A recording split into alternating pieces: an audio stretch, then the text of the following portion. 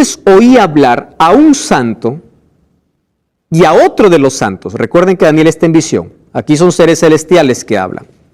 Y le preguntaba y le decía, ¿hasta cuándo durará la visión del sacrificio continuo, la prevaricación asoladora? Recuerdan que les dije que era prevaricación asoladora. ¿Qué cosa se llamaba? Abominación. Todo aquello que se instituye en contra de Dios. ¿Y hasta cuándo será entregado el santuario y el ejército para ser pisoteado? Esta es la pregunta clave, ¿verdad? ¿Hasta cuándo? O sea, ¿hasta cuándo vamos a permitir tanta abominación?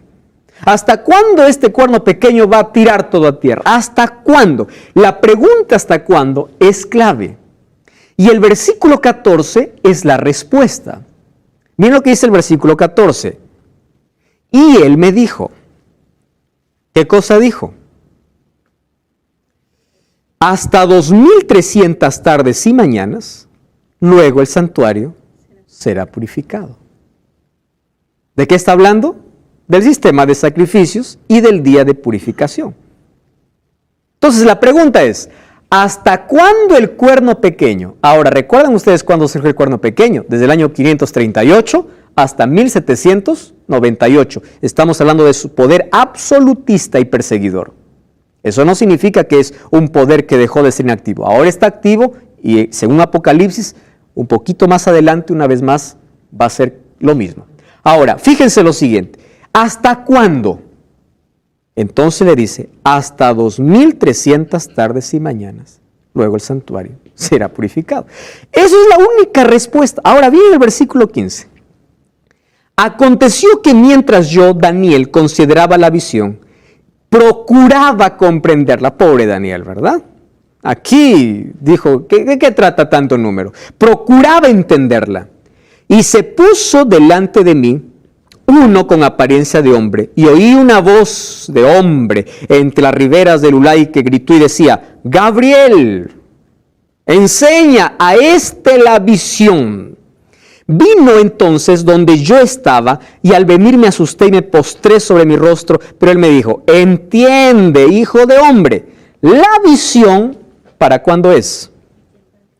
Tranquilo, no es para tu tiempo. Es decir, ¿de qué santuario está hablando? ¿Del santuario terrenal? No, porque el santuario terrenal caducó cuando Cristo vino y murió en la cruz. Acabó. Y cuando dice es para el tiempo del fin, no estaba hablando más de un santuario terrenal. ¿De qué estaba hablando?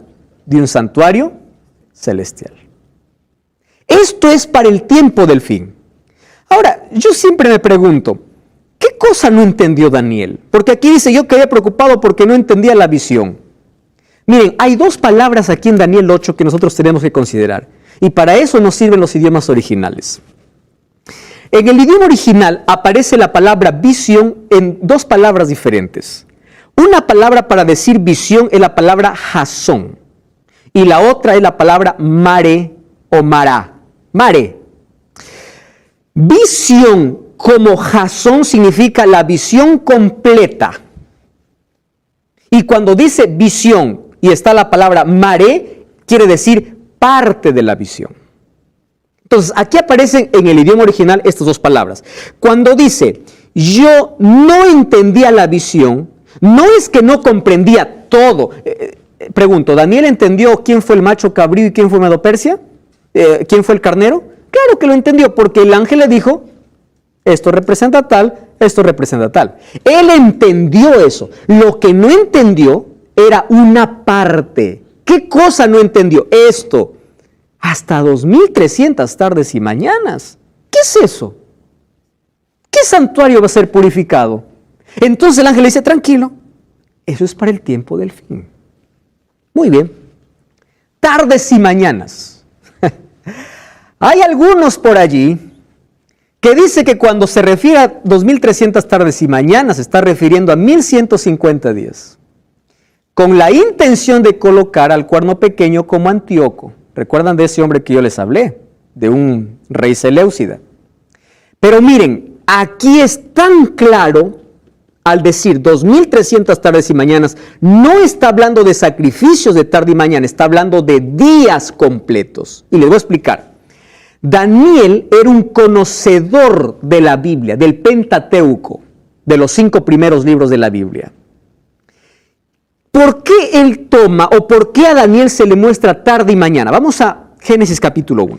¿Está? Génesis capítulo 1. Vamos a tener la seguridad primero que se trata de 2300 días, porque si no estamos mal. Vamos a que allí en la escuela preterista o en la dispensacionalista. Génesis capítulo 1. Muy bien, vamos a leer. Versículo 5. Llamó Dios a la luz día, a las tinieblas noche. ¿Y qué cosa dice? Fue la tarde y la mañana. Ahora les pregunto, ¿a cuánto equivale una tarde y una mañana? ¿Está claro el asunto? Muy bien. Tarde y mañana, ¿cuánto equivale? Y si ustedes leen todo el capítulo 1, para cada día, tarde y mañana. Ahora escuchen. ¿Cómo Dios dividió los días? Jesús dijo, el día tiene 12 horas oscuros y 12 horas claros. Miren, para nosotros un día, ¿qué horas comienza? A la medianoche. Eso es para nosotros y eso no está bien. Bíblicamente, un día comienza en la tarde hasta la mañana del día siguiente. Les explico. Cuando el sol se pone, está terminando un día y está comenzando otro. Entonces, tarde, noche, 12 horas oscuras. Al día siguiente, cuando el sol se oculta, acabó un día. No comienza a la medianoche. ¿Cuándo comienza? A la puesta del sol. Por eso dice, tarde y mañana, un día. Es por eso que en el mundo cristiano de aquellos que guardan el sábado, cuando es viernes y el sol se pone, le dicen feliz sábado. Entonces están locos. Si hoy es viernes, no, porque bíblicamente es tarde y mañana. ¿Cuándo comienza el sábado entonces? El viernes a la puesta del sol. ¿Cuándo termina el sábado? El sábado a la puesta del sol. Tarde y mañana. ¿A cuánto representa? A un día. ¿Comprenden este asunto? Tenemos que ahora pensar cómo en la Biblia fue escrito o cómo Dios determinó. Bueno, después vinieron todos los cambios porque el cuerno cambió tiempos y ley también. Tiempos también cambió, ¿verdad? Muy bien, entonces está refiriéndose a días completos. Porque si no fuese así, cuando dice el diluvio vino sobre la tierra 40 días y 40 noches, hubiese dicho solamente fueron 20 días. Eso es ilógico.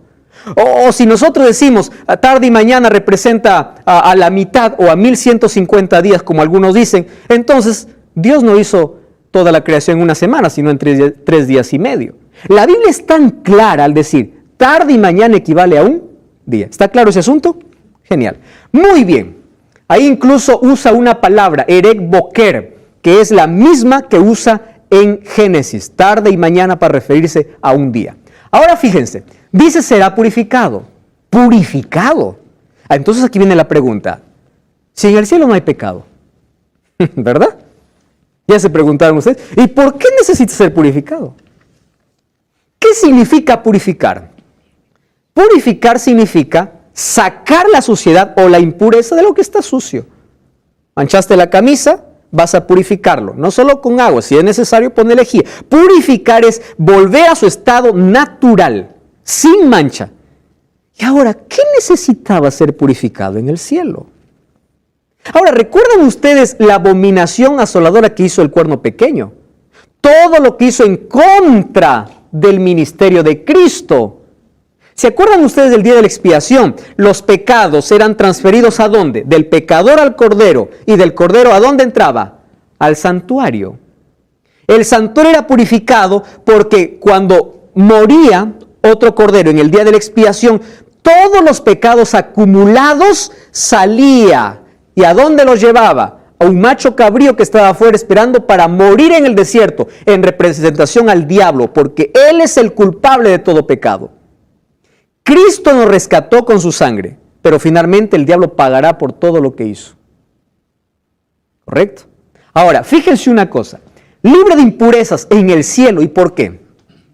Para eso, nosotros tendríamos que comprender bien el santuario en la tierra. De paso, les mencioné que el santuario es el tema principal en toda la Biblia. Miren, en el Pentateuco, el santuario está mencionado 45 veces. Entre los profetas, 45 veces más. En el Antiguo Testamento, más de 150 referencias lo hacen para el santuario. Salmos fue escrito para el santuario.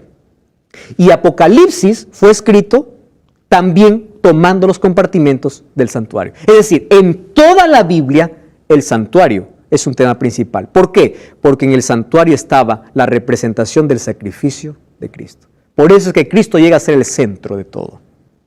Ahora, fíjense lo que sucede. Cuando Dios pide a Moisés que haga un santuario, según Éxodo 25:8, le pide que lo haga según el modelo que le muestra. Quiere decir, el original está allá en el cielo. Ahora, este santuario tenía una purificación que era una vez al año. ¿Recuerdan cuándo se hacía? El 10º día del mes séptimo. ¿Cómo se hacía? ¿Recuerdan que traían 2 animales? Uno era para Dios y el otro representaba a Satanás.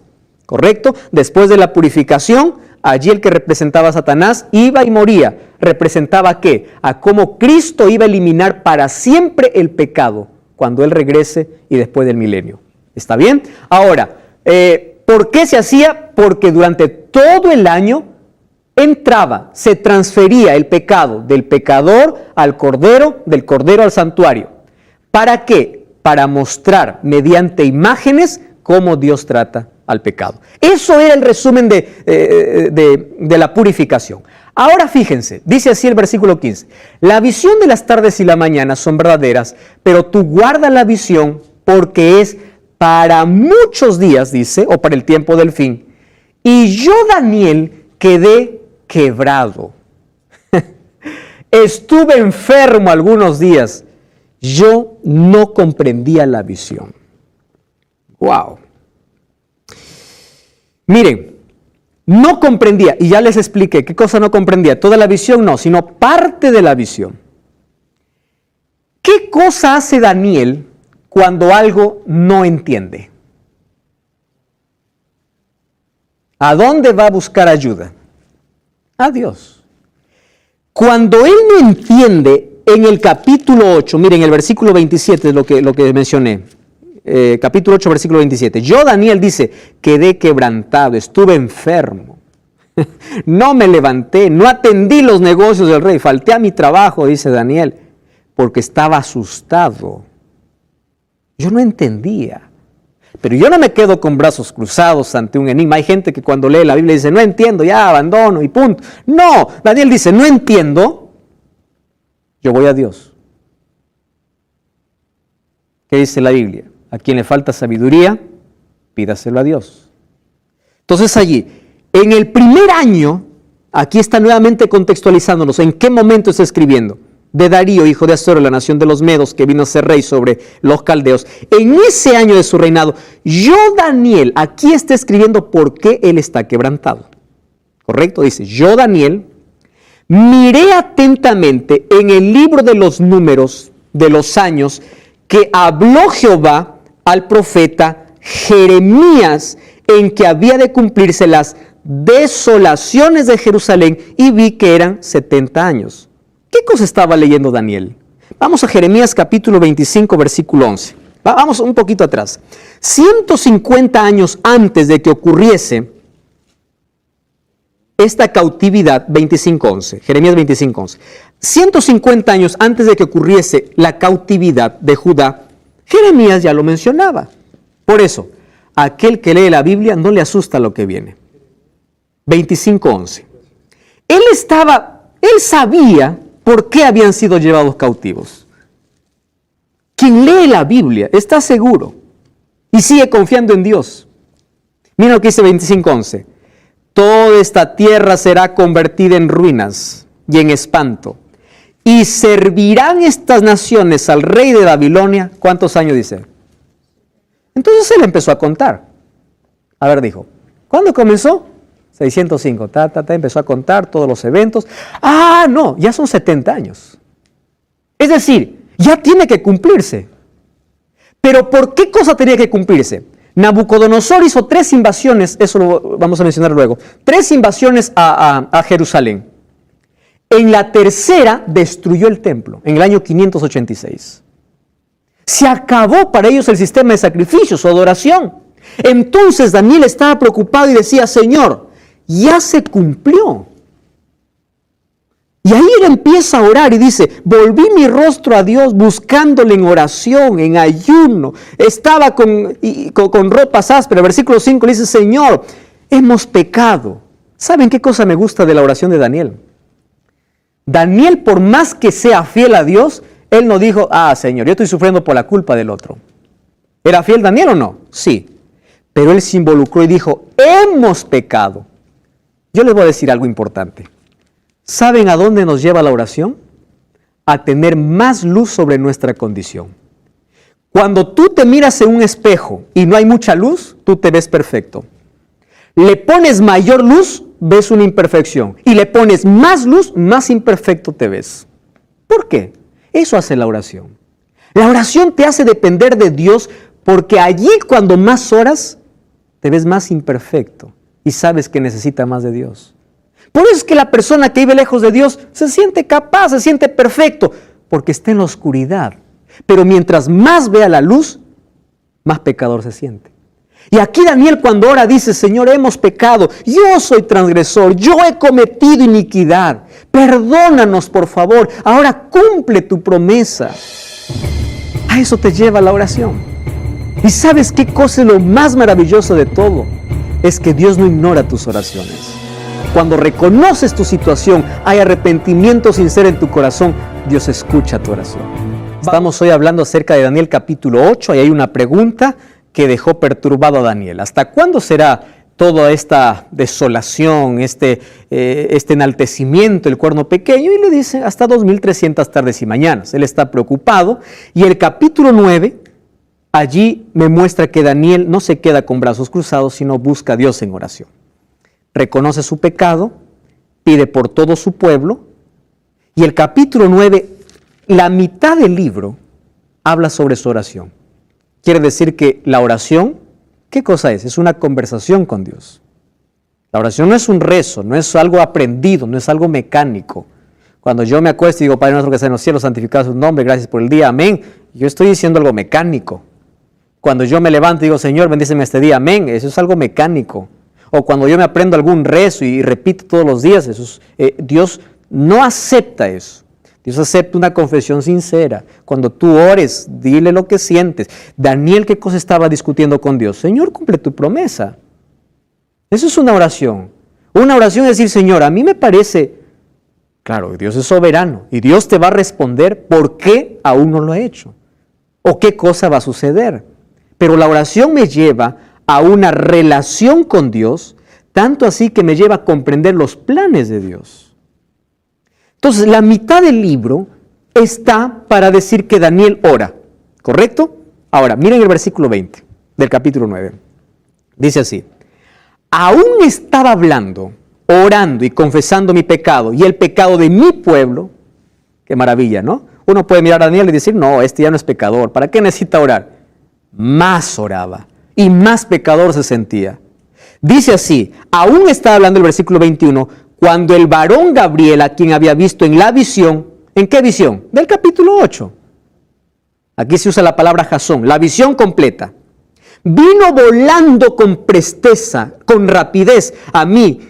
Miren lo que dice, como a la hora del sacrificio de la tarde. ¿De qué sacrificio está hablando? ¿Recuerdan los sacrificios diarios que se hacían? Muy bien, 3 de la tarde. Sacrificio de la tarde. Me hizo entender y habló conmigo. Daniel, he salido para darte sabiduría. Qué lindo. Al principio de tu ruego me fue dada la orden. Wow. ¿Por qué Dios responde inmediatamente? Porque antes de que tú pidas, Él ya sabe lo que quieres. Yo voy a poner un paréntesis aquí para hablar acerca de la oración.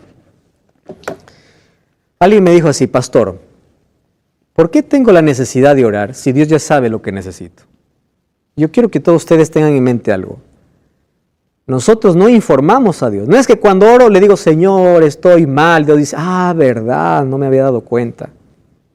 La oración no tiene el acto o el hecho de poder informar a Dios, porque Dios ya sabe.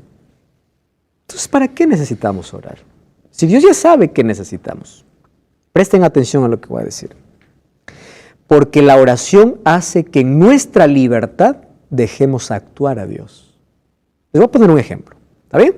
¿Recuerdan ustedes a Pedro cuando estaba caminando sobre las aguas? Estaba en dirección hacia Jesús. Pedro empieza a hundirse. Pedro, como era un pescador, empieza a usar su técnica probablemente. Cuando no queda otro recurso, dice, Señor, sálvame. Y Jesús, toma el brazo. Yo pregunto, ¿por qué no le sacó antes? Si él sabía, lo estaba viendo que estaba ahogando. ¿Sabía o no sabía Jesús allí? ¿Podía o no podía hacerlo antes? Claro que podía. Pero escúchame, Dios no va a poder actuar en nuestra vida sin que tú le permitas. Porque si Dios hiciera, el diablo se pondría y dijera, ¿por qué te metes si ni siquiera te pide ayuda? Tú estás rompiendo la libertad. ¿Están entendiendo ustedes cuán necesaria la oración en el conflicto? No informamos a Dios. La oración nos enseña a depender de Dios, no a informarle, sino a dejarle actuar en nuestra vida, permitirle actuar en nuestra vida. Por eso más oración. Ahora, cierro el paréntesis. Dice, yo fui enviado, porque yo ya sabía, y ahí dice, entonces, yo he venido para darte sabiduría y entendimiento, versículo 22. Al principio de tus ruegos fue dada la orden, y he venido para enseñarte.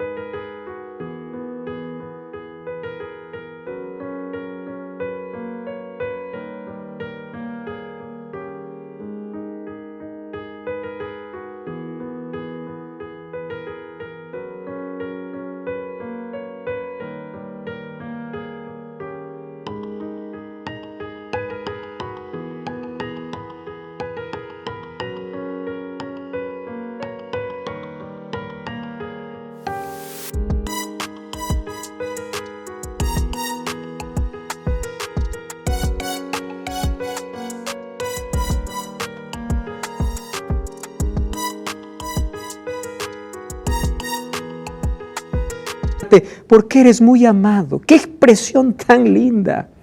Eres muy amado. Ahora, entiende la visión. Recuerda que aquí usa la otra palabra, maré. No es la visión completa. La visión completa se llama jasón. Y maré significa, entiende la partecita que tú no has entendido todavía. He venido para enseñarte. ¿Qué cosa no entendió? Las 2300 tardes y mañanas. Eso la tenía confuso. Entonces, el capítulo 9 solamente es una explicación. Miren, ustedes se dan cuenta. Capítulo 2, sueño y explicación en el mismo capítulo. Capítulo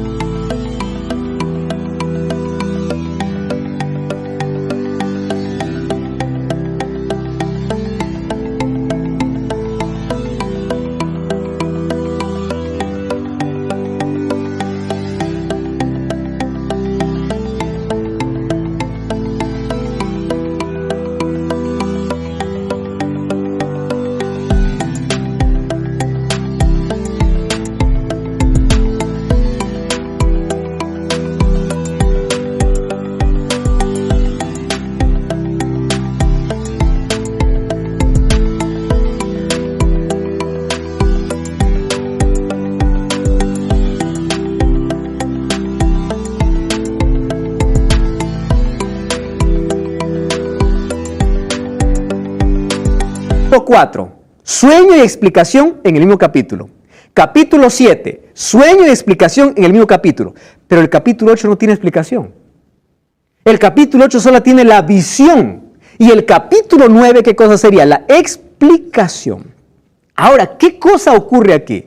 Ahí entonces, para comprender este asunto, tenemos que colocar la base. Vamos a Números 14:34. Miren, Números 14:34. Allí dice la Biblia, Así, Números 14:34.